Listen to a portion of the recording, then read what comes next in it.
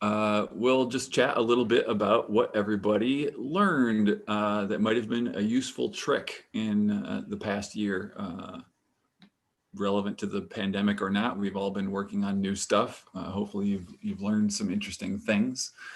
The one thing I want to show that kind of goes on in addition to the stuff I've shown with Git in the past, I would like to show a little example of how Git saved my butt a month or two ago. So I'm going to share my screen. Screen 2. So there was an email chain that came around that related to the Tuctum programming I'd been doing, and people wanted to know, why did we choose the range 90 to 180 milliseconds for something? And I was like, uh-oh, I have no idea why.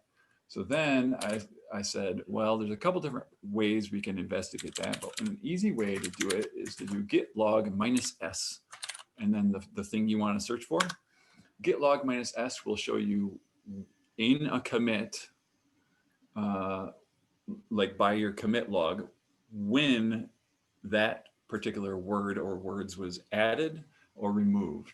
So I can see that this particular thing happened around Monday, July 20th, and I can see this change by saying git show this thing.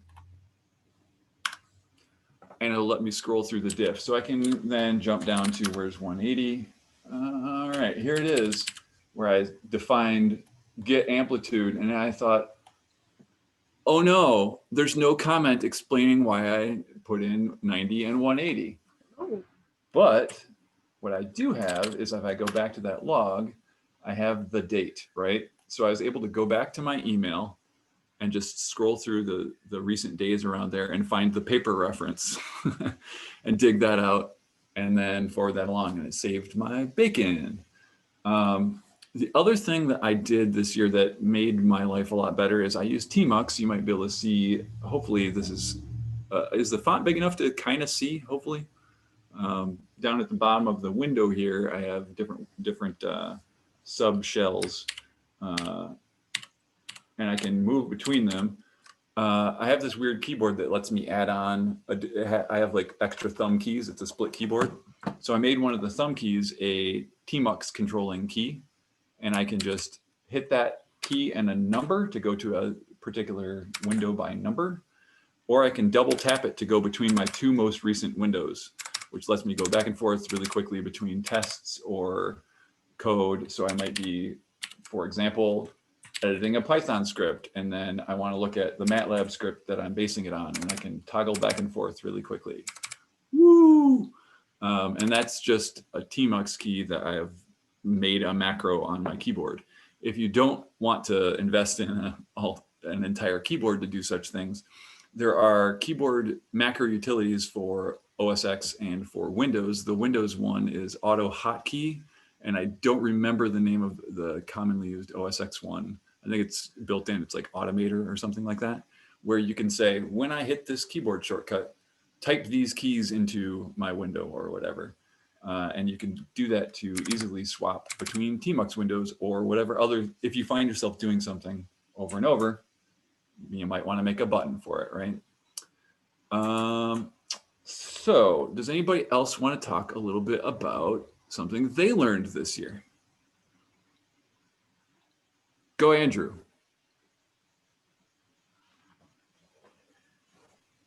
This isn't my thing, but I use Automator this year to make it so that I had a key press for that would open terminal, since I was like opening a lot of terminals for free server stuff. Mm-hmm. The thing I wanted to do requires a screen share. Oh, hang on. Let me stop sharing and give you permission. There we go. Make co-host. Right. There we go. So there's three things that get more and more niche that in this example. So the first thing, which I think is the most important and useful, is relative paths. And rather than, well, I'll just open it up. So rather than like hard coding a path into your script, so like study Afcron, blah, blah, blah, you can set up your directories so that they make sense and can be moved around easily. And show, like for this, I, instead of doing, what is it, like user slash KQ slash desktop slash derivatives, I just have derivatives one up, one folder up from where my script lives. So if I just go back, there's derivatives, and then there's all my data frames. And then because of that, it's able to find it by just looking one up. That's what the two dots refer to. So it is able to hopefully find it and do a normal load of this data frame.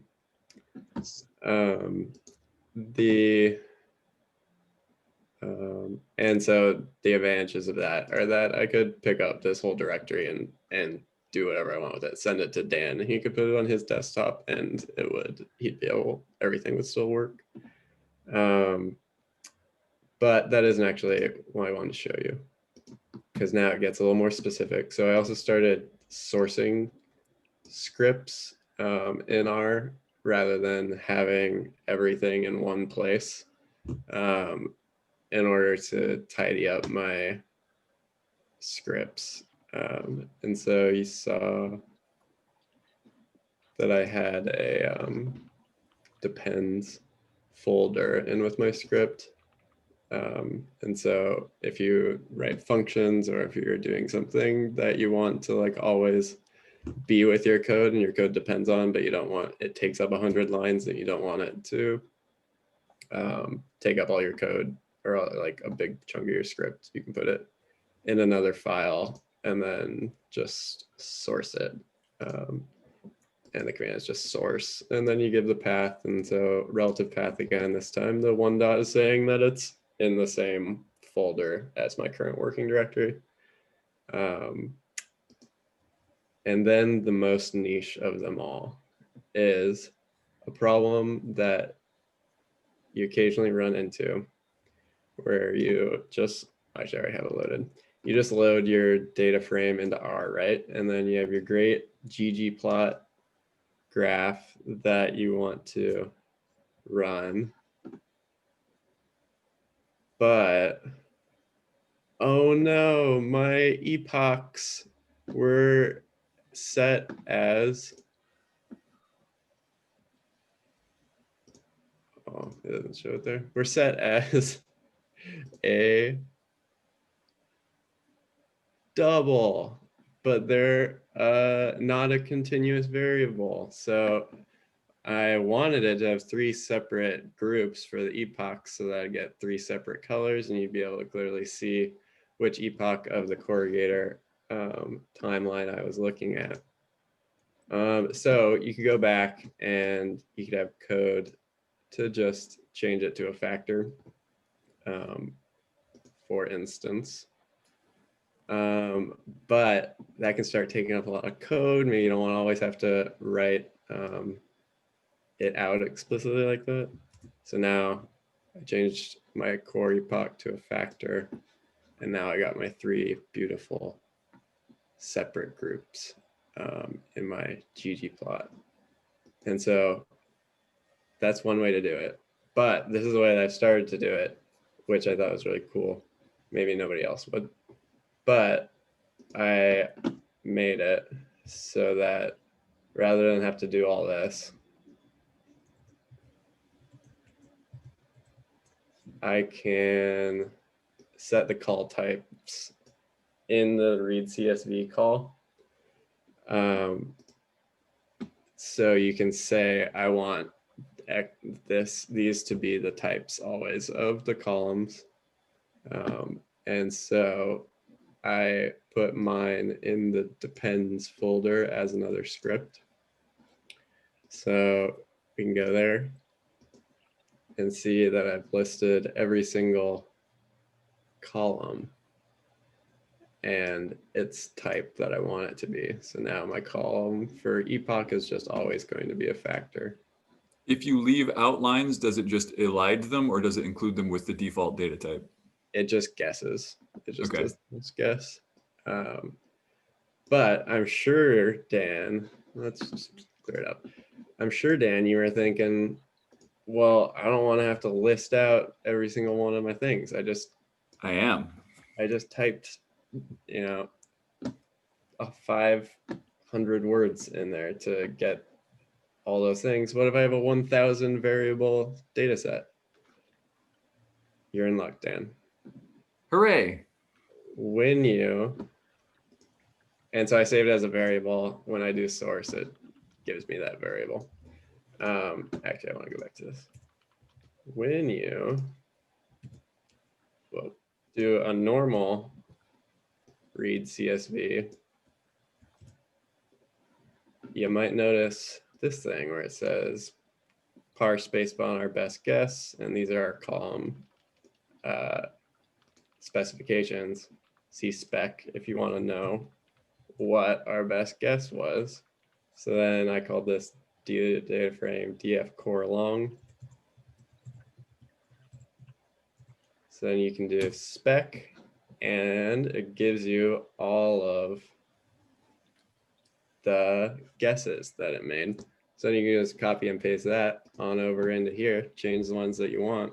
And then for the rest of infinity, in 5 years, when the new postdoc is running this script on the old data, you don't have to worry about them accidentally getting a double when really they wanted a factor. Sweet. Awesome. I'm going to paste a thing in chat. Dan Groupie couldn't make it, but he mentioned that although he didn't learn about tidyverse this year, he started seriously using it more with R. And so he sent along this data wrangling cheat sheet. I've actually seen this before, but I don't do that much data wrangling in R. So a lot of it's still new to me, and it has a lot of really handy rundowns of like, oh, my data looks like this and I want to do that with it. How to do that. So that's a pretty useful little cheat sheet. Anyone else with a tip? Yes, but I am typing. I need a minute. Okay. Anyone else other than John?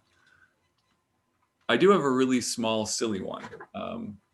One thing I did with my keyboard is I made it, so you know how you can type on a Mac, I think it's Apple and Tab or Alt Tab on Windows. And if you release right away, if you just do Alt Tab and let go, it just toggles between the two most recently used windows.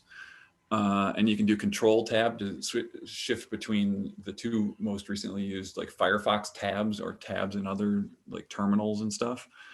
The problem with that is when you type Control Tab, at least when I do it, my hands move off of home row and it makes me really slow and I leave the keyboard. So I made a shortcut that's just on my caps lock. So I type caps lock and tab to do the tab switch, and tab, I just type it twice and it shifts me between the two most recently used windows, which lets me go back and forth. Like, you know, you're looking at a document that specifies something and then the code that you want to edit, you can go back and forth really quick, which can be handy, especially on a small laptop screen if you're not able to put the two things side by side. Anyone else? Oh, John Koger is reconnecting as a doppelganger. He learned how to clone himself. Tell us how, John. How did you clone yourself? Sorry, I'm just running on two machines at once. I joined from my work computer, which is... Do you need to screen share for this? Yeah, actually, if you could screen share with John V. Koger, that'd be great. All right. I think you are now co-host, and it didn't pause the video this time. Yay. Okay, I'm just going to grab the whole screen, even though I don't need the whole screen. We'll just do this. So mine thing is kind of a little off the beam, and I was thinking it would be useful to have some comments from Dan as to, so I've been running for a while a Jupyter Hub, Jupyter sharing server on Linode, which is this service that you can just, you pay them a few bucks a month and they give you like a virtual server that you can run little things on. And for a few bucks a month, they can't do much, but I can run Jupyter Hub. And so I can do like Jupyter notebooks that are all stored on this central thing. Though to be honest, I mostly use it for shopping lists and stuff like that. To-do lists, yeah. Yeah. But one of the things I kind of came up with, because I was lazy and wanted this just to do it for me, it seems to be working. And this is maybe a handy thing, is this sort of two-step backup I do on this system. And so first thing I was going to mention is just, this is the thing I didn't really know you could do before, but so there's this whole cron system on Linux and other Unix systems that lets you run jobs at specific times. So for example, this one that starts with 15 and has a bunch of stars, this will run at 15 minutes after the hour. And you can kind of set it to like run once a day or once a week or whatever, right? So cron tab is really handy for you being able to do things as a user that you just want to have happen automatically every now and or on a regular basis without having to involve David and Ty. And so one of the things I didn't know you could do, but is on Linux systems, you can actually, this is a really obscure little tip here. If you specify the cron tab time as at reboot, basically every time your system gets restarted, it'll run this thing. And so for mine, I was just doing this thing where it's like running, it restarts the notebook server every time the system reboots. So I don't have to remember to like do that. But the thing that's kind of fun that I'm doing, and maybe dumb and maybe dangerous, is this second example here. So this runs at 15 minutes after the hour, every hour. It CDs into my Jupyter collection. And then it runs git add on basically like all this stuff that's all my notebooks, all my Jupyter notebooks, and then does a commit on all of them. And it just does that every hour, with the idea being that this gives me these sort of like butt saver automatic backup of things that so if I go and I add a bunch of stuff to my shopping list and then accidentally delete it, you know, if I have to, I could go log into my Jupyter server and go recover it with Git. So that's kind of nice that it's kind of doing this thing. And then the second step I'm doing is from my home computer, which is a Macintosh and has like, you know, a time machine backup drive hooked up to it. And I'm also using the Backblaze service for like online backups of it. So like 21 minutes after the hour, it goes and basically does an rsync with my notebooks folder and copies it into a backup directory on my home computer. And then that kind of means then that all my notebooks are going to get captured in my time machine and Backblaze backups. And so it seems to work. Yeah, and it's something that doesn't, so I mean, one of the things I was kind of wanting to do is do something that's kind of like, well, it works on all my home stuff and I don't have to bother David and Ty about setting up some magic thing at work. So I could conceivably do something kind of similar at work if I wanted to. But I'm kind of wondering, so Dan, do you see anything concerning about doing this? A little bit, but only a little bit. Yeah. The at reboot line, that only works on some Linuxes and Unixes, and sometimes only as root, depending on how the system is configured. So it might work and it might not. You'd have to try it. I'm going to paste in an example of your cron tab that's adding things to Git in chat. The thing I would recommend is you're using the 2 bracket and 1. You're sending all standard output and standard error to dev null, so you'll never know if this stops working. That's true. In chat, I've posted a thing that's uses bash's and syntax to glue commands together, where it will only continue to run them if they succeed, and then it only sends standard output to dev null, so that if there is an error, you'll get an email about it. Oh, that's cool. It's basically the same idea. So I use that in various places on the login servers for things where I'm like, well, me and other people are editing these, but I'd still like a nightly checkpoint that doesn't rely on the backup system. Right. And then this will just do that for you automatically. I believe it will also, your final line, you could just, instead of doing an rsync down, you could just add a git remote and then use git to pull down the remote. But either way, whatever works. Those are my only comments about that. I did not know there was a Git remote. Does that basically just run rsync under the covers, or? Yeah, well, Git will talk over SSH the same way rsync does, yeah. And I think it might actually be more efficient for networking, yeah. Cool. Awesome tips, and that's actually a handy thing to know. If you've been trying to use Git and you keep forgetting to commit, you could set up a job that auto saves your checkpoints. That's always an option. I'm going to steal back the sharing. Does anyone else have any tips they would like to share? I have a couple. I don't know if they'll be that useful for people, but throw them out. Sure. You mind if I share? Go for it. Hang on. Let me make sure you're you gotta make co-host. All right, go for it. Okay.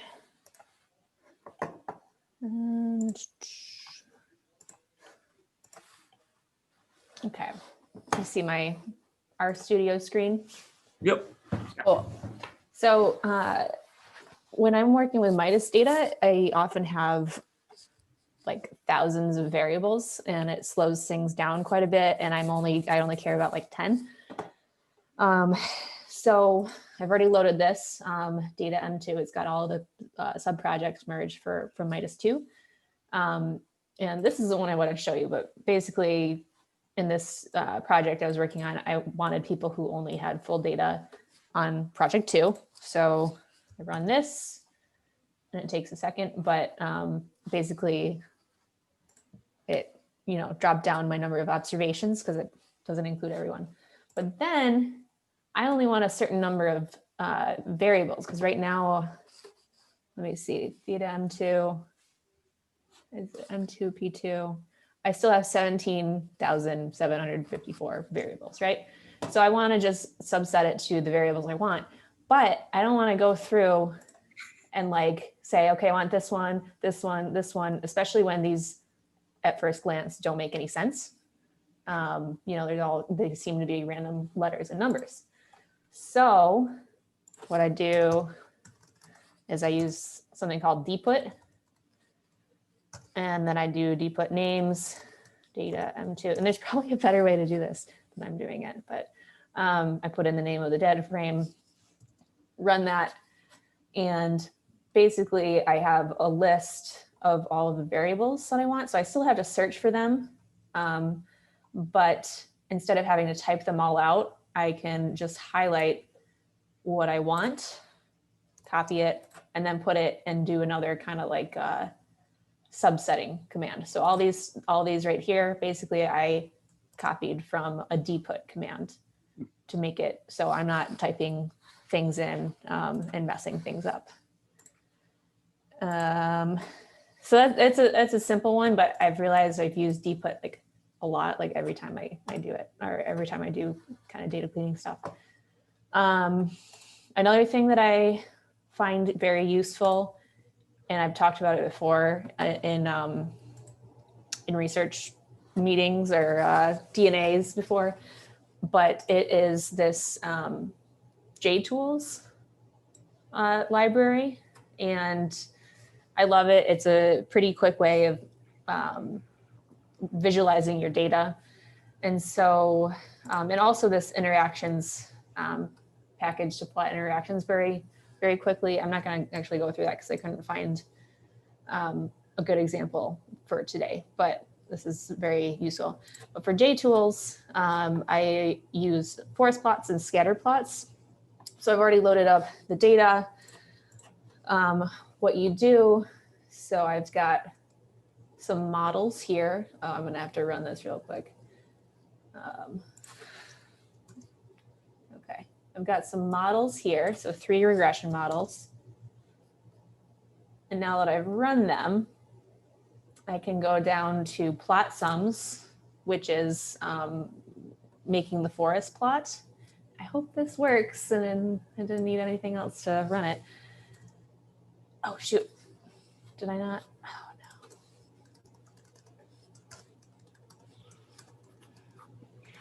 Did I not install our JTools?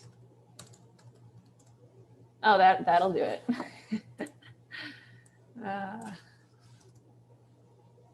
Okay, and so what that does, can you see this forest plot here?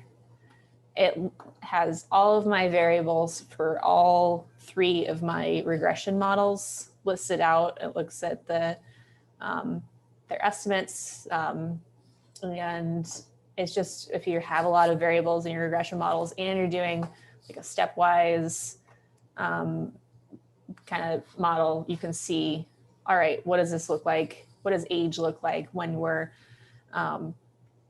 correcting for these other covariates in step 2? How about when we correct for the other variables in step 3? So this was huge because I had a lot of variables I was looking at. Then there's also effect plot, where you just look at scatter plots, and this is useful because of this. Let me see. You can plot the points, and I'm thinking of, oh, okay. This is what happens when you run code that you haven't looked at in a while. It doesn't quite work. But what is cool about this effect plot, and also relatedly interact plot, which I am not going to do, is that you can plot your points correcting for so basically using the residuals, plotting the residuals, correcting for other variables in your model. So you should, if you're doing this in like a paper or something, you should denote that these are not raw data points. This is what I'm doing correcting for other variables in the model. Let me try to get rid of that theme, see if it works. There you go. So it's a pretty quick scatter plot, but it's just kind of what I go to. I just love JTools. So JTools, interact plot, and dput. Nice. Very cool. Nice. How do I unshare? There we go. There we go. Excellent. Anyone else have anything to show today? Thanks for demoing, folks. It's always weird showing code you haven't ran and being like, oh no. Yeah, I should have looked at this more than 10 minutes ahead of time. Thank you for bringing something. Mm-hmm. There's one thing that I haven't been a part of, but I've seen other people doing it, called Tidy Tuesday, that some group of people run every week on, I've seen it on Twitter, but that where they pick a different data set every week, and then everybody tries to visualize it in different ways in R. And then you get like all these different ways to a lot of different tricks for the same thing. It sounds like a really useful exercise. Yeah. And like continual practice too.